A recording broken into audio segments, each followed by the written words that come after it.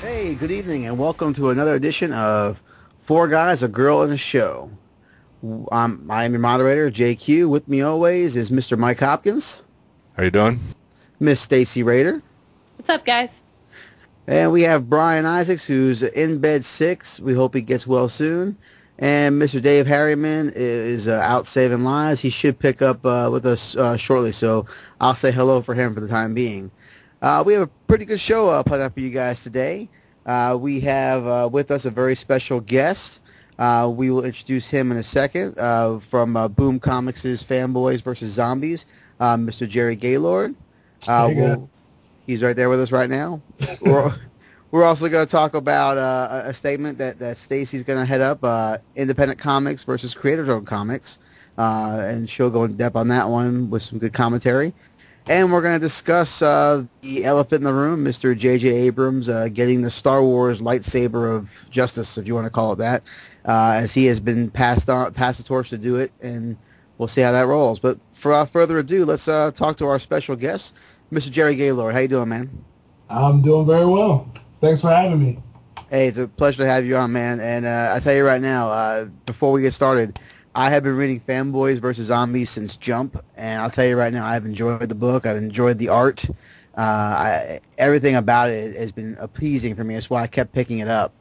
The first issue being $1 was also, it helped me pick up an unknown title, but after that, I didn't mind paying the full cover price because it was the art style is nice, and like I said, the little quips to the fanboys that you put in that book is amazing. I mean, every page is something different to laugh about and go, oh man, look at that. Well, thank you very much. I definitely appreciate it. Well, let's first let's ask how you started. Well, were you always into art? Was something you fell into? Tell us a little about yourself. Well, I've always been into art, but I guess more specifically, like Superman is really kind of what got me into comics. I very distinctly remember being a kid and just being like addicted to like the Super Friends cartoon, and that and the Christopher Reeves movies. They really were a major impact. And ever since I was a kid, I just always knew that was what I wanted to do. All right, cool. The Fanboys versus Zombie premise, when it was pitched, were you tapped for it, or something that you applied for, or something you just started drawing and the guys at Boom handed it to you? I mean, how'd that work out for you? Well, I think, let's see. I think that the way it actually happened was I think that they offered a project to one of my studio mates, and he wasn't really available. I don't know if it was necessarily this project, but he passed along my name, and then my editor Eric Harbour, he got in touch with me, and he asked if I would be interested, and I said yes. They sent me test script and some character designs, and I went to work on the script. They liked it and gave me the job. Awesome. And these character designs, they were partially done by Humberto Ramos, correct? Yeah. The most of the primary cast, their original designs is all stuff that he came up with. And then when I saw it, I was just like, because they didn't really say, well, Humberto Ramos did the design work, so you'll kind of be following in those footsteps. They just kind of sent it, and I was like, whoa, this is like really cool. So there was that, and I guess it turned out he was doing covers, and a whole bunch of other really cool artists were doing covers too. So it was kind of like a dream come true. Talking about the covers, I mean, they're all visually appealing, and if it brings up the nerd inside of us. I mean, especially issue 9 with the Back to the Future cover. I mean, by far one of my favorites of the gallery. But I mean, do they give you a leash and say, you can do this but can't do that, or they say they unleash you and say free reign? Because like I said, I look at the page and I see, little notation of this. I mean, it's a mention of a I would say a nerd like nod, but it's not the official name of it because copyright reasons. I understand that. But do they give you free reign? You add in things, or is that all in the script? Well, I guess like for the covers, for the most part, well, like I just started actually working on covers with issue 9, so like that Back to the Future one was like my very first one, and my editor he said that they wanted to give me a shot at the covers, and he said just give me an idea. He told me roughly what the issue was going to be about, and that was just kind of like the first thing that came to mind because the book is kind of done a few, I guess, homage covers to like really kind of nerdy fanboy stuff, and my wife and I were like big, huge Back to the Future fans, so um, that was just like really, really fun. In terms of like the actual issues, I would say a lot of that stuff is just me kind of having fun. Like they don't really I, they let me have fun basically. I mean, like there are a few times when the script will specifically say, draw this, and this is the gag. But a lot of times, like in the big crowd scenes, I'm just making stuff up where I think it might be funny. Um, and I mean, sometimes like they have to kind of say, well, we can't go that far. But they've been really great, just letting me have a good time.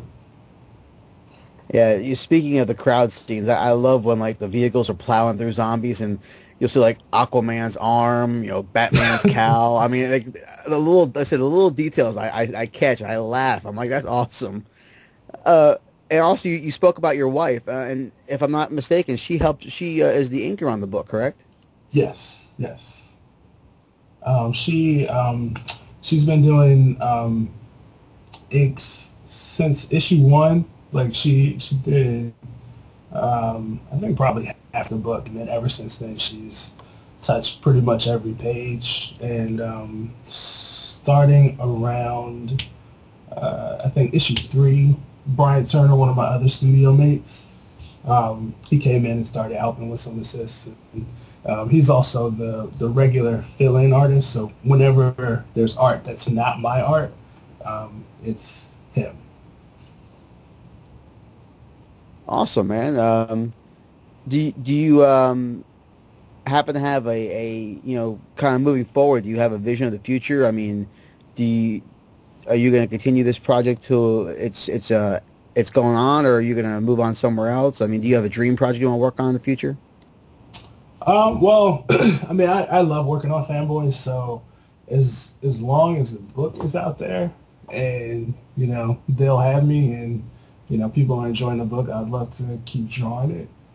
Um, uh, as far as like dream projects and that kind of thing, I'd love to maybe get a chance at working on some Superman stuff. Um, like I always keep some Superman art in my portfolio just in case. And beyond that, like my studio mates and I, we have a book called The Brotherhood of Fighters that we're working on. We're really working hard to put that together, and probably we want to try to get it out for next year, and we'll kind of see how that goes. We're pretty busy kind of working on other things, but we really want to get that out there. And then I guess right now also I'm working on the NFL Rush Zone for Action Lab Comics, and that's like an adaptation of the show that's on, I believe it's on Nickelodeon right now. So that's kind of what's happening now. And then there's some other things kind of coming down the pike that hopefully I'll be able to talk about relatively soon. So that's the near future. That and as many conventions as I can possibly get my hands on. Awesome. The con circuit. You hustle those hard, huh? Oh yeah, man. We did 16 shows this past year, so it was pretty busy. Sometimes we were doing like one a week, like Man. during the height of it. So it was pretty crazy. Like right leading up to New York, I think we did like Baltimore, West Virginia. We did a small show in Southern Maryland, and then New York. So it was pretty crazy. So you just stick to the East Coast, or you travel west or farther south? Um, Up and down the east. Well, up and down the East Coast. Uh, Midwest, we do Chicago. We'll be at C2E2 again this year. For sure, we'll be in San Diego. We were there last year, and then like I was signing and doing sketches at the Boom Studios table, and then I'll be at Emerald City this year with Boom as well. Awesome. Well, I'm going to turn it over to Stacy, see if she has any questions for you. Yeah, hi Jerry. Hello. Hello. So I was just curious, who are your big influences in terms of your art style? That's a good one. I'd say my biggest influence ever was Jose Luis Garcia Lopez. He did like the design work for like the last season of the Super Friends, and I really loved that. And then so like any of the sort of I guess media art that you see from DC, like anything that might have been on like a lunchbox or like I don't know if I might be dating myself, but if you guys remember like Superman peanut butter, like that artwork, like he did all that stuff. So a lot of the vintage tees and that kind of stuff, like that's all his artwork. Um, so I'm a huge fan of him. Right now, my other big influences are like Sean Galloway. I'm a huge Ryan Otley fan. And then I guess my studio mates, so my wife and Brian Turner, Dominic Stanton, those guys are great too. Yeah, Garcia Lopez, his Wonder Woman is probably one of my favorite Wonder Woman designs. So Oh yeah, totally with you on that one. yeah. I mean, Totally with you. he just does beautiful stuff. So beautiful. Yeah, he really does. Really does. So, gosh, I was trying to think. Well, actually, Jason asked one of the questions I wanted to ask, but that's okay. You can ask again. It's cool. Maybe I'll have a cooler answer. Oh no, I was gonna ask what your dream project would be. So. Oh yeah, definitely hands down. Like if I can ever get my hands on Superman, then that'll be it. So what kind of Superman story would you want to do? Like a really deep, serious Superman story, or like a more lighthearted story, or what would maybe let's take it a step further. What would your ideal Superman story entail? What characters and that kind of thing? I'm a fan of the really classic stuff. Like I don't think that personally I don't think that Superman works best when it's too serious. Like I think it should be fun. Like not necessarily like laughing and joking and kind of silly, but it should be like a popcorn flick. So I guess to that end, I really like to see stories with like Bizarro and maybe some of the bigger villains like Brainiac. I like to see them kind of test his physical strength, and then I think Superman is cool in space. I don't think he spends enough time in space. So something big and something fun, but definitely he would not be crying during my story. I think that's kind of like the opposite of what I would want to do with him. Superman doesn't cry. Man, in the early 2000s, he cried on like every other cover, all the time. Superman cries when Batman punched him with a kryptonite ring. Booyah! Jason's our resident Batman fan. Oh, that's okay. I love Batman too. He's great. But for me, like, like I'm not really a fan of Superman and Batman being enemies. I think they're world's finest. They're good guys together. So I'm pro Batman as well. I like you more every time, Jerry. So what books do you read? What's your favorite book that you're reading right now? My favorite book that I'm reading is Invincible. I'm reading it through the trade, not the trades, the hardcovers. So I'm behind on the main story, but I just really love what Ryan Otley is doing, and I think that the stories are usually the kind of fun, exciting kind of thing that I really like. So it's pretty cool. It gets serious too, but it's just a great read for me. That is a great book. I'm not caught up on it either, but I read, I think, the first couple of trades and thought it was just a really, really neat take on the whole father-son superhero thing. Oh yeah, I mean it's a great twist.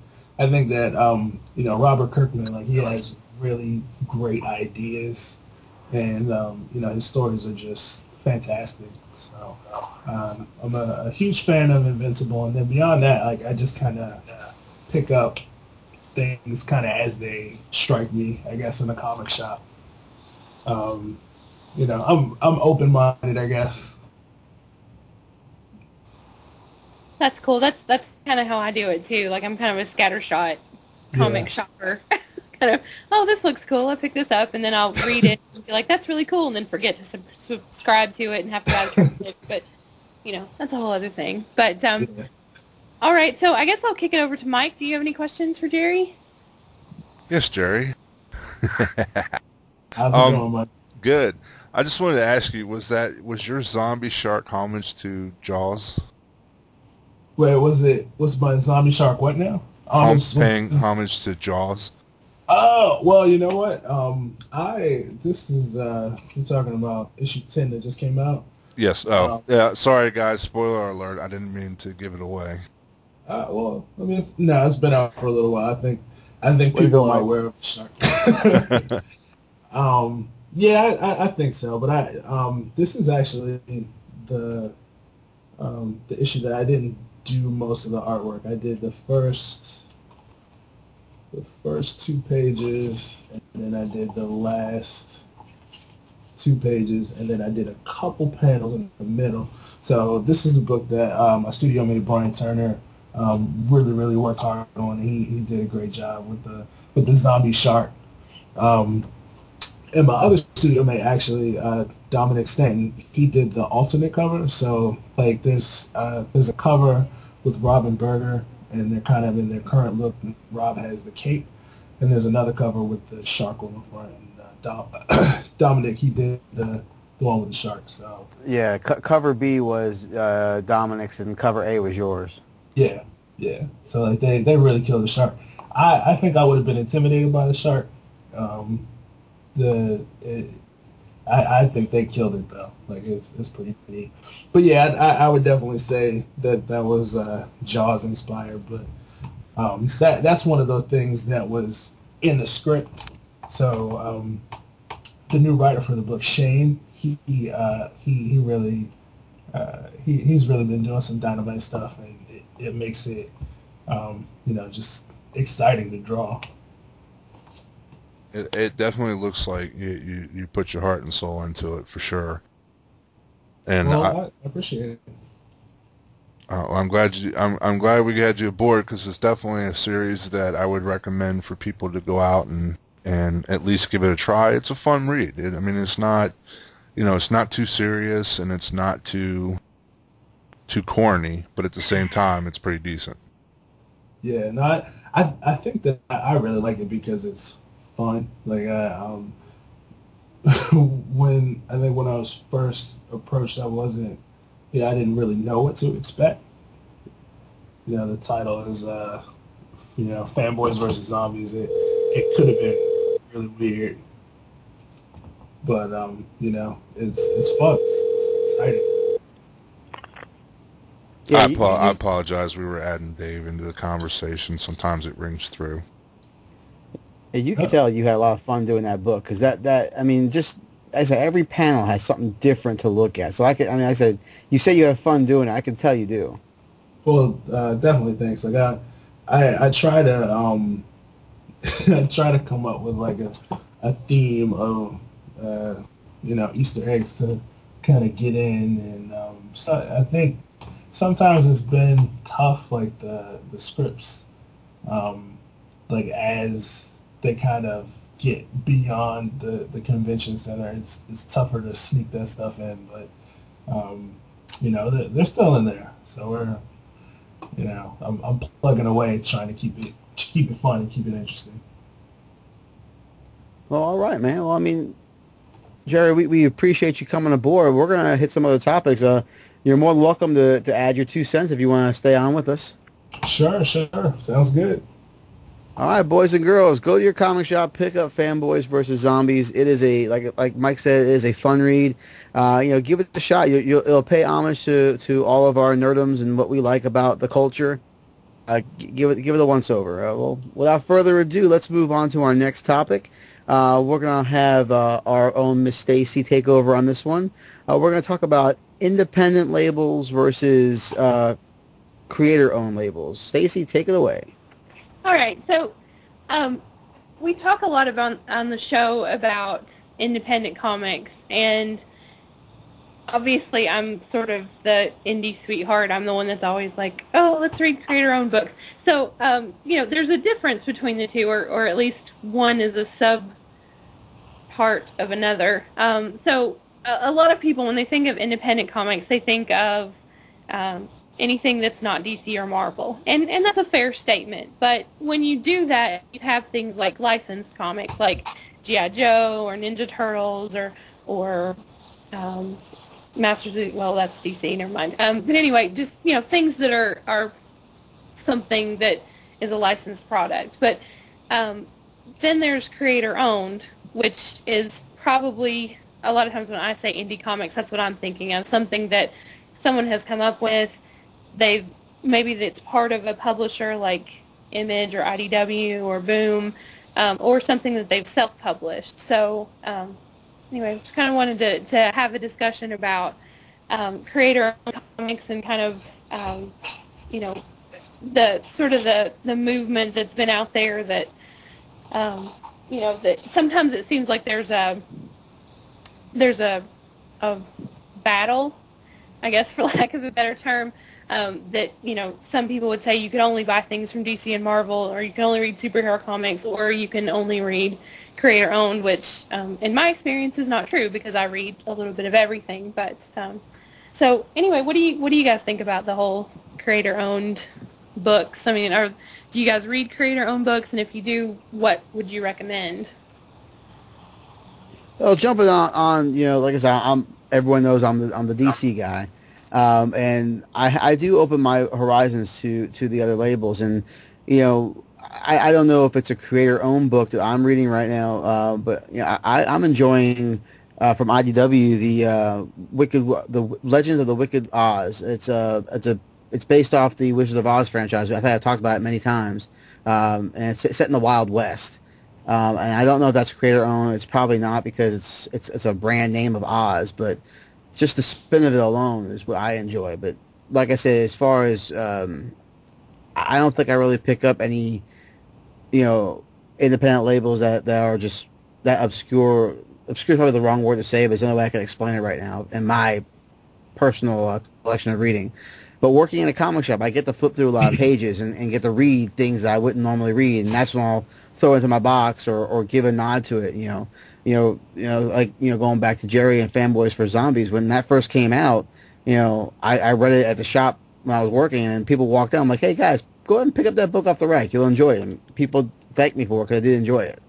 So it's to me, yeah, I was one of those people who thought, hey, if it's Image, it's indie, and until I've, got into the comic shop and, talk to people in the industry, I get to talk to Steve Scott every day and get to talk to, my boss who's been in the business for 20 plus years.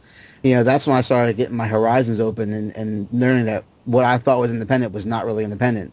So it's good that we're going to discuss this, because I think people, they think of, they think of a book, an image. Oh yeah, it's an image book, but it may not be. If it's like you said, if it's Transformers or GI Joe, and it's not done by the big two, so they assume it's independent.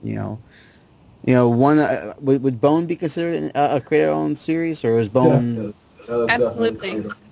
I remember reading Bone early on, only because it's the only character I can draw without it looking like a piece of crap. So I ended up picking up that book because it was easy to draw, and my students love it when I draw on the chalkboard because it's awesome. So I can say I read Bone then. Bone's a great story. I had a buddy of mine lent it to me like years ago. Then he moved away, so they're like mine. But that's a great story. But yeah, I mean, I guess what I can add to that is that anything that's published through Image is going to be creator owned because they don't own Image doesn't own any of the properties that they publish. So yeah, anything there you're pretty much safe with. But definitely in terms of like IDW, some of the books that they do are definitely independent. For me, I find that a great way to kind of look at new stuff is when you're at a convention, just walk up and down the artist alley, and those guys are usually they're putting their hearts into it. They're doing a lot of times really exciting things. You can find an artist or a writer that you really like. You can actually have a conversation with them about what they're doing, and I feel like that's a great way to get into new stuff. Yeah, that's kind of how I got into a lot of it. I read things like Love and Rockets and Madman and stuff like that, but really I'm sort of new to the convention circuit. I started going to Heroes Con 3 years ago, and came home with bags and bags of like the little small press books or even like a lot of the self-published stuff, just because I would walk to somebody's table, something would catch my eye, I'd start talking to them about it, and next thing you know I was handing them $2 or $3 to buy this little thing. And the thing that I think is interesting, and you really don't see this except on the con circuit, is some of the more even really prominent artists, like Becky Cloonan is one that comes to mind. She's done a lot of stuff for DC. She's done her own, she's doing, she's done Conan and other stuff, and she's done a lot of indie books, but she publishes at least one book a year, or at least she has the last 3 years, or she's going, well, yeah, sorry. And so she does kind of her own thing, but then she does all this other stuff too, which I think is kind of a good balance. But, I have really become kind of I don't want to say a scholar because I think that sounds too highbrow, but I'm trying to broaden my horizons and learn a little bit more about kind of the history of comics, because I really use Brian as an example because he has this vast knowledge of kind of the history of comics. So I'm trying to learn the history of independent comics. And so I've learned a lot, and I think one thing that people sort of think about, at least, some of the newer fans that I've talked to, they think of creator-owned and new, as kind of a new thing, like indie comics. But, I mean, it has a very storied history if you think about, like, the underground comics, and then kind of even stuff like, well, I mentioned Love and Rockets, but, Alan Moore's done a lot of stuff back in the day. And actually I learned that Neil Adams actually started a group, the Comics Creators Guild, in the 70s, which was people like Chris Claremont, Steve Ditko, Frank Miller. So it's something that's been around for a while. No, no, go ahead. No, go ahead, Jerry. Go jump in. No, I was going to say I didn't really know about all of that, but I do know that a lot of things that we kind of know today really started out independent, like even things that you see in the movies like The Crow, or Ninja Turtles is a really big thing, but it totally started out as an underground comic. and it was able to catch on. I think that these days it's so much easier to produce a book that physically looks a lot like, what I think comic fans are looking forward to or what they're familiar with.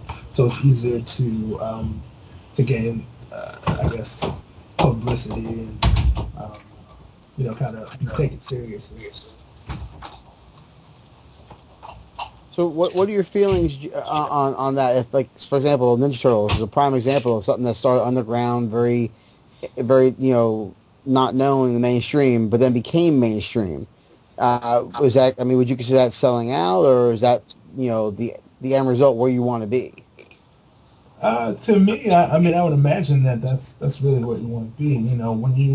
When you set out to create something on your own, a lot of times it's because the bigger companies, they don't want to give you the time of day, and you have to get started on your own. Like, especially these days, most of the early stuff that I worked on was not just to create a portfolio, but it's ideas and things that other people weren't really interested in giving sort of the time of day, and it gives you an opportunity to expand. So I think that any artist or creator, what they really want is to share what they have with everyone else. So ultimately, if you can create that kind of success, like what has been done with the Turtles, then I would say that's really where you want to be.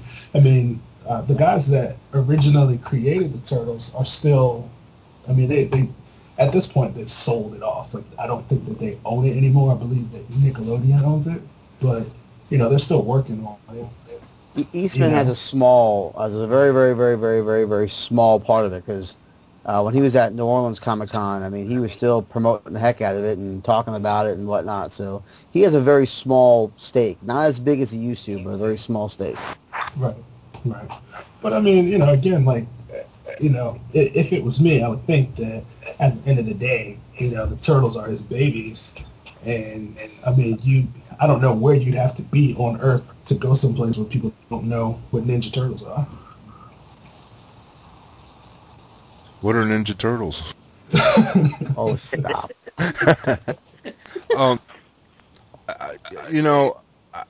Before this show, I was not. I wouldn't say I'm a huge comic fan. I got back into comics when everything switched to the New 52, and I was excited because blasphemy, Mike, blasphemy. I know, but because of Stacy and because of Jason, I started reading a lot, and Brian, I started reading a lot more independent stuff compared to creative owned. So I read G.I. Joe, but I found one by accident. What are we on, issue 6 now? By accident, and it's done by Tim Seeley, and it's called Revival. And my understanding is they also did Hack and Slash prior to this. I'm not sure who owns Hack and Slash, because I was actually at another comic shop on Saturday looking around, and there was a couple different Hack and Slash versions in there. There was one done by Tim Seeley, and then there was another one done by somebody else, and it kind of confused me at that point. And I'm like, oh no, Stacy's not here to help me, or Jason's not here to tell me which one to pick up. So, but Revival, I really got into it because it was unique, and it wasn't,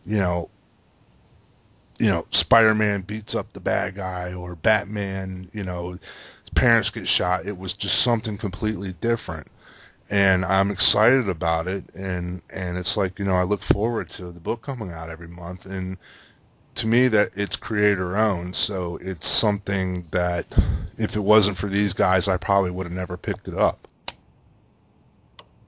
Yeah. And then the other one I've been reading is called The Strain, which, I mean, I wouldn't say it's a popular book, but it's actually being made into, there is a TV pilot being made for this show for FX, and I like vampire stories. Anything vampire I get into for some reason, I don't know why, but it's basically a twist on the vampires, and it's another indie-owned comic that I fell into by accident, and because as soon as somebody says vampire, I'm like, all right, put it on my list. I'll take it and read it. So and it was just kind of weird because it was only supposed to be a 6-issue story, and we're now into, I think, book 11 or 12 now. So I mean, in reality, I've always been the big two, Marvel, DC, but getting to know these guys and seeing some of their tastes and stuff, it's kind of bled over onto me, and it's made me look a little bit deeper into, other things other than, DC and Marvel. Well, and I have to say there's a lot of shops, too, that don't carry a lot of independent comics. I know my local shop that I buy from, he has a few, and he's starting to carry a little more, but a lot of the stuff that some people can just go to their shop and, it's going to be there, I have to order. So sometimes, if I'm not on the pulse of kind of what's coming out, then I might miss something and have to catch up later. And actually, Revival was one of those things. I had heard about it and really wanted to read it, and then realized that it was 4 issues in before it had come out. So, but I do have one comic shop that he carries pretty much everything independent. And so I go in there sometimes and just kind of look at the number ones and be like, okay, I'm going to pick this one up, and this one up. And really, that's a good way to do it. Pick up a number one. Sometimes, like Fanboys versus Zombies, they're just $1, or $1.99, because they want those introductory sales. So, sometimes it's a good investment. And Mike, if you haven't already, and you're into vampire stuff, I totally recommend reading 30 Days of Night. Steve Niles is one of my favorite writers, and actually one of my favorite people, because I've met him a few times. But I highly recommend that, because it's very good vampire story. I saw the movie, and I realized after the fact that it was based on the comics. I've looked at it a couple times, and I guess I would have to actually get into the trades to catch up, I guess. But yeah, I definitely appreciate that recommendation, and I'll definitely take a look at it. Yeah, because I know there are a few different series, and I've not read some of the later ones, but I've read the original, and his writing and Ben Temple-Smith's art are a very good match. So yeah, check that out after you're finished with Hack Slash. Oh, definitely. Now, see, I moved in the opposite direction. When I got into comics, I was big into Evil Ernie, when it was first a small press, and like the Ninja Turtles that you guys were talking about earlier. The big problem I had with is that after those became big, I wouldn't call it sellout, but they became so big, they became something different than what they originally were. And that kind of turned me off to a lot of independence, because if you start off with reading some great stories, great artwork, and real passion put into a product. And you guys mentioned the term sellout before. Unfortunately, it's kind of becomes popular. People read it. They tend to get carried away with it too much. And then to me, it loses its quality. And that's kind of turned me off to a lot of independence. I haven't tried reading a lot. I agree with Stacy. 30 Days of Night is one that I do enjoy. It is a great book to read. I think it depends on the property too, Dave. I totally see what you're saying, because I've read properties like that. But I think a good example is Hellboy. And I wouldn't say necessarily that it's sold out, because, there's been some movies, and certainly there's some merchandise out there. I mean, it's not probably the scale of something like Ninja Turtles, but I think you have to give props to Mike Mignola for really, really holding on to the vision of what he wants Hellboy to be. And, it's I don't know if you guys are reading Hellboy in Hell right now, but it's so good. Like, all of his stories are so good. But yeah, the new one, I think it's on issue 2 or 3 right now, but it's so good. I mean, it's just, and I'm fangirling out here, but Mignola, to me, is one of the best comics guys out there, because he's really good at not only making a really good comic story, but he just puts little nods in there to history and literature, and you almost feel like you're learning as you're reading the story. And being a huge lit geek from way back, I don't know, that's something I look for in a lot of my comics. But so I don't know, but I think you're right. There are a lot of things where people have sold out and the quality just kind of goes down the tubes. But I think if you look at like Mignola or again the Steve Niles, who has had some things adapted to film, he's still putting out really, really great stories. I think when the creators are able to sort of maintain a creative control and vision over their properties, it usually turns out a little different. Like I guess for me, like if you were to look at the Walking Dead comic, like the Walking Dead comic is like for me personally, it's a little too dark. Like I got like the first 3 hardcovers, and I mean I enjoyed it, but I like for me like story gets a little too dark. But I think that like Kirkman, like he's got the TV show out now, and the show is kind of doing what it does, and he's kind of treating it. It seems like they're treating it as a separate thing, but he's still writing the comic, and I don't think that the comic is going to become like a fun kind of bubblegum sort of thing, like say the Turtles. You know what I mean? No, the comic is getting darker, actually. Yeah. Well, in that same thread, the Turtles being what they were, they kind of expanded out because they included like aliens and outside invasions and other universes with the Ninja Turtles, like Usagi Yojimbo and time travel. That's how the Turtles grew, because they went outside their own little universe. If you have creator-owned stuff, aren't you kind of stuck in your own little tiny universe, which eventually, even the Walking Dead comics, it's kind of getting repetitive with some of the stuff. While it's still good reading, they're kind of getting caught in the same situations over and over again. Eventually it does tire out. When you have a creator-owned comic, and it's that small, you feel that you're faced with, eventually it's got to be a story that ends. It can't be infinite because you have such a small universe to work with. Well, I personally think that, and I've had like this sort of conversation with other artists before, but I think that the real issue is that most stories need to have an end, and like I think in comics we're kind of conditioned to believe that the story should go on forever, but that creates a problem. Like you could say that The Walking Dead is starting to become repetitive. But, it's been out for like 100 issues, or more than 100 issues now. And then you look at something like Superman that's been out, forever, for like 60, 70 years. And like the story starts to repeat. But, if you haven't, like as a creator, if you have an end in mind, I think it'll be different. Like the integrity of what you created will be allowed to stay the same, because if you're forced to keep coming up with stories when you don't really have it, then that's when I think things really start to kind of spin out of control, because you're just doing stuff to be doing it.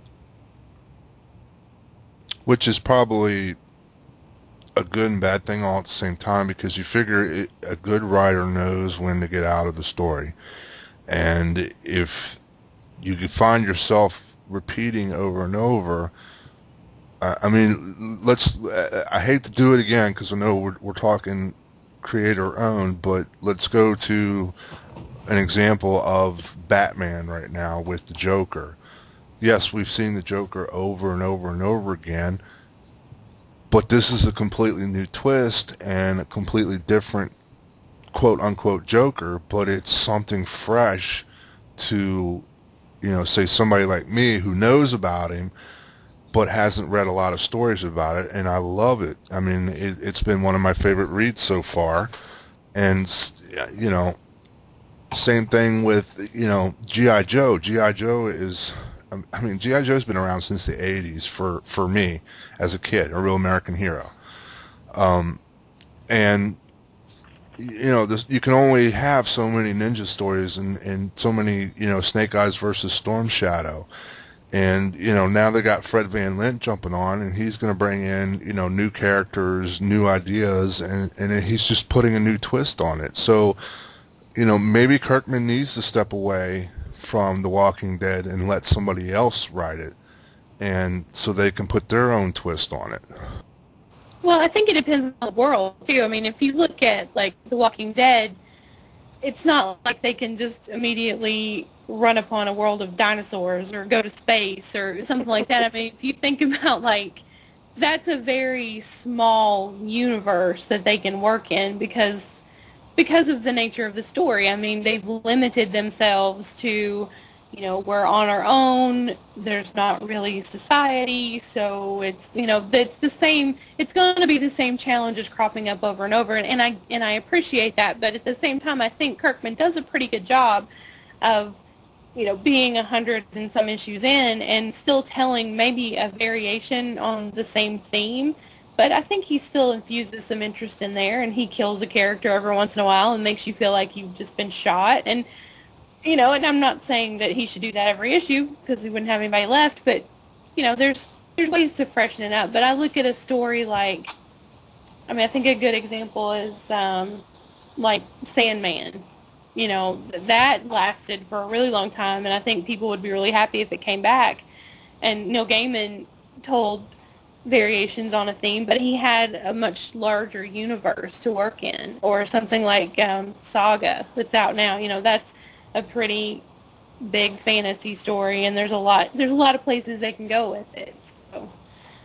So yeah, sometimes it can get stale, but yeah, I really do think it depends on the universe you've created for yourself for that particular story. Yeah, Mike, you brought up the Batman aspect of it, and yeah, stories of that epic. You have Superman, Batman, all those characters. You really can't lump them into this because with 70 years, yeah, you're going to repeat. You're going to rinse, recycle, repeat certain things. Brian says it all the time. When the whole Spider-Man thing happened with the Mind Swap, Brian says happened before. Brian will tell you right now that most of the stories we see in the main two are just recycled versions of older stories because, they really can't do anything else. And it's such a big universe, they have to eventually go back to it. Walking Dead, like Stacey said, I agree. It's either someone's gonna find a cure or they're all gonna die. That's the only two options of that story ending. So it's like you keep traveling from, point to point till you find someone who has a cure, or is there in that world is no cure and they're all going to die eventually. That's the way it is for Walking Dead. And quite frankly, I enjoy it, and I read both the books and the show, and yeah, there are people who hate the book and love the show, and vice versa. And there's that small percentage of people who like both medias, and I think some of us are one of the few of the media that likes both the genres, and yeah, eventually, what Jerry said, there has to be an end. There has to be a vision of this story coming to a conclusion, so you can eventually move on. Because eventually, yes, The Walking Dead is either going to play itself out, or they're going to end it, and people are going to be like, we want more, and it's how do you do that? Well, and that's my point, is that with creator-owned properties, you have good stories, but eventually, you have two types of creators that stay, true to what they're doing, like Stacey pointed out Hellboy real well, and then you have creators who get kind of carried away, especially if their property gets popular, and eventually leads them to start sticking things in a universe that don't make sense, or growing beyond the boundaries of the universe to just continue the property for the sake of just continuing the property. And that's why it's hard for me to pick up an independent, because I'm afraid that the stories are, like I said, Ninja Turtle, and Evil Ernie's a great example. Evil Ernie went way off the deep end with the amount of stuff that it created, and went from like 2 good books to like 30 or 40 titles, all with like a million different aspects of the same universe. And it got too hard to keep up, and half of it never made sense anymore after that. Yeah, and they just revived that too, so it's interesting to see where they're going to go with that. All right, well, Stacey, anything you want to close in this discussion? creator owned. Get the Stacy seal of approval. Buy creator owned. That's right. All right, guys. Well, for our final discussion, we're going to talk about Lucas. I don't know if it was Lucas's decision or if it was Mickey's decision to do this, but the picture that was all over the internet when this happened was George Lucas sitting at a dinner table with JJ Abrams and handing him a lightsaber. So I don't know if that was all for press or for show. Probably was. But JJ Abrams is now on the helm for Star Wars Episode 7. And the speculations and the rumors and the theories have all been run wild on the internet and Facebook groups and whatnot. And everyone's like, oh, so what's Episode 7 going to be? And what's that going to mean for Star Trek? And blah, blah, blah, blah, blah. And, you know, I think Stacy pointed out to me earlier that he is contracted to a third Star Trek. You know, my only fear is that it's going to be delayed because, you know, once you get into the galaxy far, far away, it's going to engulf you. And hopefully, you know, seeing how he rebooted Star Trek, I have faith in Abrams. I really enjoy what he did with the Star Trek franchise, and hopefully he can make us forget the prequels ever happened, and make these so awesome and epic. And the storyline, you know, people are speculating, what's the storyline going to be? Is it going to be, you know, after Jedi when we're going to see the twins and whatnot? And, you know, that would make the most sense if they want to use the older characters, because I don't think time travel would follow in the Star Trek universe. I mean, it worked in Star Wars universe. It worked in the Star Trek universe, but time travel I don't think would work in the Star Wars universe. I mean, people are talking about The Apprentice and The Force Unleashed. I mean, there's all these different variations of what could happen right now. And, you know, with the popularity of the Clone Wars cartoon on Cartoon Network, you know, will they branch on that? Will they backtrack and tell a story in between? So it's hard to say what they're going to do. Who wants to jump on this? Dave? Well, I think that's the first misconception is, I don't know if it's been confirmed or not, but everybody's assuming that they're going to go to Episode 7. It's JJ Abrams may be in line to do the next film, you know, but everybody assuming that it's actually going to be Episode 7. So, you know, I think Emperor's Apprentice, because Disney has already expressed that they want to bring Darth Vader back. He is pretty much the iconic character of Star Wars. And like you said, without doing time travel or something, again, that doesn't fit the Star Wars universe, to me, The Emperor's Apprentice will probably be one of the best storylines that's already popular, and to bring back some of these key characters that we all love and are looking forward to seeing. You've got Yoda, you've got the Emperor, and you've got a couple key characters that played a part in the Clone Wars. I think that's a great idea. JJ Abrams has done a great job with Star Trek, like you mentioned before. You know, he's got a good vision, and I think he did a great job. I'm just glad it's not Michael Bay. Yes, down with Michael Bay. Down, down, down. All right. Well, go ahead, Mike. Dave, there's been a lot of speculations for these movies. I've heard they're pulling one guy for I don't remember his name off the top of my head, for one film only. They got the original writers from. Dave said for sure it's Episode 7, 8, and 9. They haven't said what they're about yet, but they've also said that they pulled another guy for one movie only that has nothing to do with the 7, 8, and 9.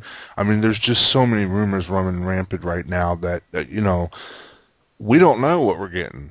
I mean, it's hard to say. I tell you what, we're not getting. We're not getting Jar Jar. Thank God. Well, what do you think, Stacey? I'm excited. I really am. I love JJ Abrams. I do. He took something that I only remotely cared about in Star Trek and made me really care about it. And I'm not saying that it made me go back and watch every episode of Star Trek The Next Generation or anything, but when that movie is on TV, my butt is in front of the TV. I've seen that movie. I cannot even tell you how many times I've seen it. I love it. Like, I just think it's it's so pretty, and the story is really good, and the action is good, and he does a really good job of reconciling things that the Star Trek fans were upset about, and so I'm happy that Star Wars is in his hands, because Star Wars has been one of my favorite things since I was a kid, so whatever his vision is for it, I really don't think that he's going to screw it up. I really don't. I mean, I think, sometimes people are like, oh no, what is he going to do? He's going to screw it up.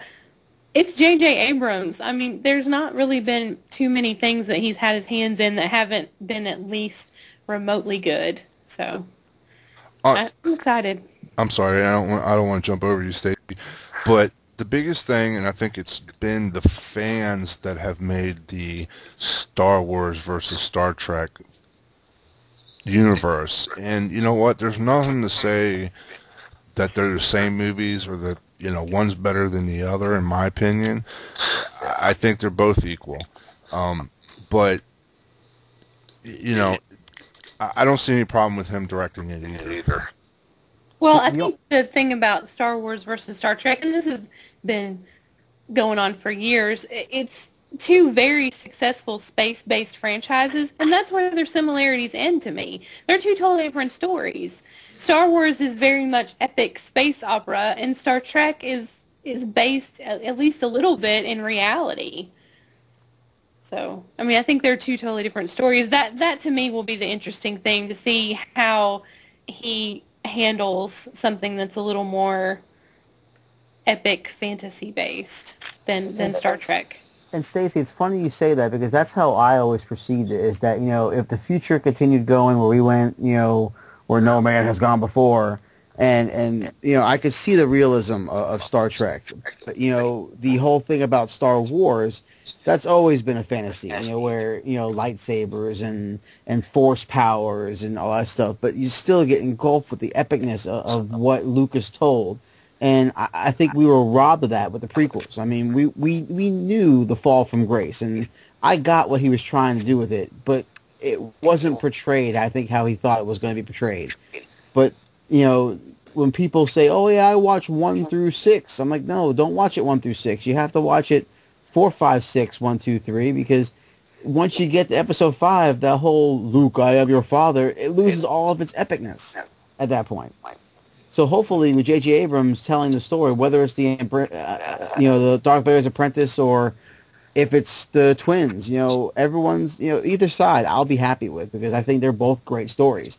I mean, if you go the route of the Solo twins, then you almost have the opportunity to have Harrison Ford come back, Carrie Fisher come back, and Hamill come back, because they're all older, and without it being time travel, you can have them in the movie.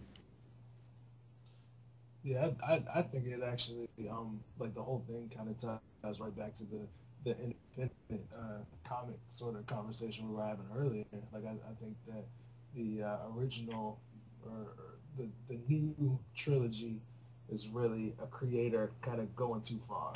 Like he kind of lost his way. And I think that, with JJ Abrams coming on board, whatever he does, I think that it's going to be fun. And I think that, it'll be something cool to watch. And I think that that's really the most important thing about Star Wars. Like, I figure I'm as big a fan of the movies as anybody. And, like that's really the thing you want to get from it. Like, it's got to be fun, and it's got to have heart. And I think that the stuff that J.J. Abrams has done so far, especially with the most recent, what he did with Star Trek, like I would look forward to that in Star Wars. Yeah, most definitely, and we can only hope that we'll be able to see differences, and not everyone's going to be appeased by it. I mean, there are people who didn't like Star Wars or Star Trek, but I'm like Stacey. If it comes on Fox or FX, I'm watching it. I have it on my iCloud, and whenever I get a chance, during my breaks at school, I'll put it on my computer while I'm doing grades and stuff. And I tell you right now, the coach comes in and goes, "What are you watching? Star Trek again?" I'm like, "Yep." It's like it's a movie that no matter how many times it's on, you don't get sick of it because it was well done. So well, like my dad likes the new Star Trek movie, so I think that's really like he was a big fan of the original movies and the show. So I think the fact that he liked it, was a big deal because it was able to bridge the gap between what you know and what you don't know. Yeah, my father was the same way. He told me that too. And he got me into watching the shows. I never was a fan of the shows, but I loved the movies. And so, yeah, definitely. You really want to date yourself. Tell everybody you saw Star Wars at the drive-in theater. What's a drive-in? That's what some of our listeners will say.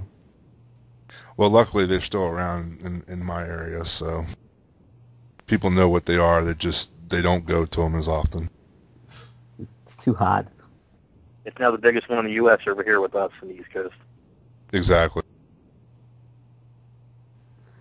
All right. Well, guys, this was a great, great, great show tonight. And again, we want to give a big thank you to Mr. Jerry Gaylord for being on with us again. Guys, go pick up Fanboys versus Zombies. You will not be disappointed. It's a fun read. I mean, the art is just very, very, very, very pleasing. I'm not just saying that because Jerry's here. I've been saying that since we talked about it in a couple of other shows about, highlighting some books. The art, the little nod, you'll get it. And speaking for Stacy, go pick up creator-owned. Speaking for me, go buy Batman. But that's our show for tonight, guys. We thank you for listening. For Stacy, Dave, Mike, Brian, and Jerry, good night.